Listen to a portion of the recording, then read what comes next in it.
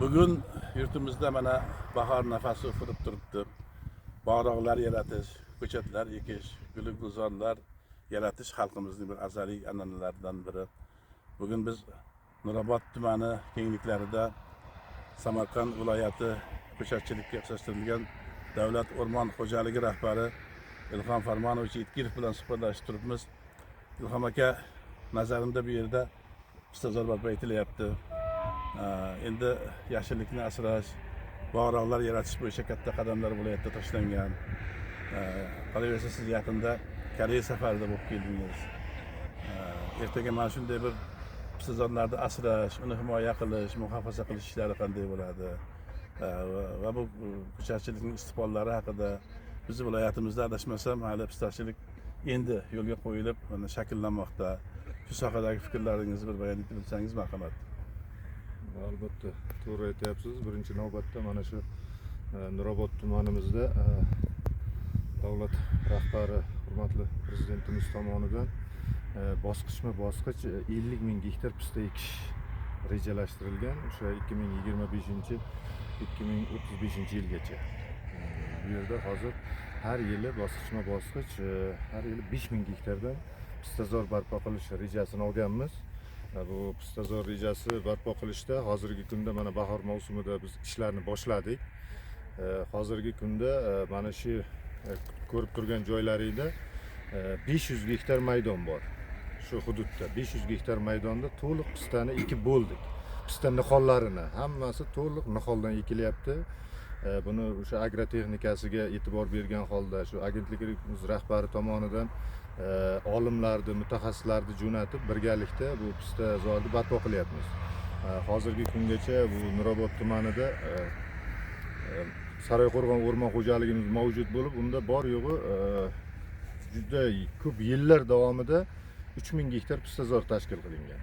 Hozirgi kunda mana hurmatli prezidentimiz tomonidan juda o'sha o'rmonchilikka, mana shu Nurobod tumanida pistachilikni rivojlantirishga juda e'tibor qaratdilar. Biz buni juda xursand bo'lib, o'sha davlatimiz rahbarining oldida yuzimizni yorug' qilish maqsadida mana shu yil 5000 gektar pista ekishni rejalashtirib olganmiz. 5000 gektarda xudo xolasa bahor-kuz mavsumida to'liq ekib tugatamiz. Hozirgi kunda mana 700 gektardan ortiq ekib bo'ldik niholdan. Urug' emas, faqat niholdan ekib bo'ldik. Endi buni agrotexnik ishlarini ham olib boryapmiz. O'sha dori-darmoni, hamma ximikatlari bilan birgalikda ekib tashkil qilyapmiz. Boya aytganingizdek, buni himoya zonalarini tashkil qilish. Bularni ham albatta to'liq ko'rib chiqdik. O'sha agentlik rahbari o'rinbosari G'olib Karimovich kuni kecha kelib bizga o'sha to'liq hududlarni birgalikda aylanib, o'sha chorva mollaridan saqlash masalasini ko'rib chiqdik tuman hokimi bilan birgalikda. Buni ham etapma-etap, bosqichma-bosqich amalga oshirib boryapmiz. Hozirgi kunda ekologiya, tuman hokimligi, agentligimiz hammamiz birgalikda. Hozir shu kecha kunduzda mana shu ekilgan pistalarimizni o'sha yomg'ir suvlarini to'plash maqsadida o'sha chashkalarini olyapmiz.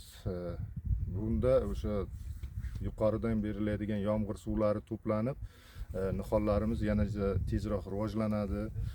Buni o'sha boya aytib o'tganingizdek, qanchada hosilga kiradi? Bu hosilga 6-7 yilda hosilga kiradi. 6-7 yilda hosilga kiradi. Keyin buni tuman hokimligi bilan birgalikda hozir maslahatlashyapmiz. Erta o'sha Nurobod tumani aholisiga bo'lib beramiz buni. To'liq Nurobod tuman aholisiga bo'lib beramiz. O'sha Nurobod tuman aholisi mana shu yerdan daromad oladi. Juda daromadli serhosil pistamiz daromad olib, o'zini kelajagini quradi. Yana aytib o'tganingizdek, haqiqatan mana davlatimiz rahbari, hurmatli prezidentimiz har bir sohaga o'zlari e'tibor beryaptilar. Bizning o'rmonchilik sohamizga ham e'tibor berib, o'sha mutaxassislarni chet davlatlarga chiqarib, tajriba almashib kelish bo'yicha bizga ham imkoniyatlar yaratib berganlar. Hurmatli prezidentimiz tomonidan o'sha uchun mana men o'zim Koreya Respublikasida bo'ldim. Koreya Respublikasini o'sha Seul shahrida, Busan, Sujon shaharlarida bo'lib, u yerda tabiatini, u yerda o'sha o'rmonchilikka berilayotgan e'tiborni, u yerdagi daraxtlarni o'sha ko'rib o'zimga ancha tajriba olib keldim. Mana shu narsalarni albatta o'zimizda O'zbekistonimizda mana shu Samarqand viloyatida bu tajribalarni amalga oshirish niyatlarim bor. Xudo xolasa mana shu yilni o'zida ularda ko'rgan o'sha issiqxonalarda yetishtirilayotgan nihollar, tog'laridagi o'rmonzorlarni har birini ko'rib, haqiqatdan Koreya Respublikasini xalqi tabiatga, ekologiyaga e'tiborini ko'rib juda xursand bo'ldim. Albatta bizda ham mana hurmatli prezidentimiz tomonidan yashillikni 30-yilgacha shu 30% chiqarish masalasi qo'yilgan. Bu bo'yicha har yili o'sha hurmatli prezidentimiz boshchiligida o'zi amalga oshirilyapti. Mana o'zingiz ko'rdingiz, kecha 1-aprel kuni yashil makon respublika bo'yicha yashil makonga start berdilar. Har bir o'sha yashil makonga start berganlarida davlatimiz rahbarini shaxsan o'zlari chiqib birgalikda daraxt ekishlari, bu an'anani 3-4 ta davlatda bo'ldim, ko'rdim. Mana ommaviy axborot vositalarida ham ko'ryapmiz. Hech qaysi bir davlatda bunaqa yo'q. Juda ham biz xursandmiz, chunki tepamizda davlat rahbari hurmatli prezidentimiz shaxsan o'zlari turib, o'zlari kuch-quvvat berib turibdilar. Biz albatta bu ishlarni amalga oshiramiz hammasi.